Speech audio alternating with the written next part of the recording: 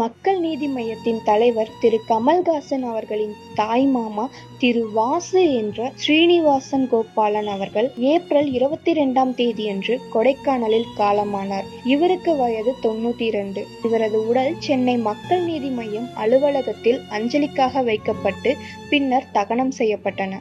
இவர் யாருன்னு பார்த்தீங்கன்னா, நடிகரும் மக்கள் நீதி மய்யத்தின் தலைவருமான கமல்ஹாசன் அவர்களோட தாய் மாமா ஆவார். இவரை பற்றி அதிகமாக யாருக்கும் தெரிய வாய்ப்பு இருக்காதுங்க. ஏன்னு பார்த்தீங்கன்னா, இவருடைய குடும்பத்தில் எல்லாருமே நடிகர்களாக இருந்திருக்காங்க. ஆனால் இவர் முன்னாள் விமானப்படை வீரர் ஆவாருங்க. இவர் ஒரு புரட்சிக்காரர். கமல்ஹாசன் அவர்களோட குடும்பத்தில் உள்ளவர்களை பகுத்தறிவாளர்களாக வருவதற்கு இவர் ஒரு முக்கிய காரணமாவாருங்க. பெரியார் மீது மிகப்பெரிய பற்றாளராகவும் பெரியாரை வழிகாட்டியாகவும் ஏற்றுக்கொண்டவர் தாங்க இவரு. கமல்ஹாசன் அவர்கள் தன் மாமாவை பற்றி கூறியிருப்பது போல வீரயுக நாயகனாகவே வாழ்ந்திருக்காருங்க இவரு.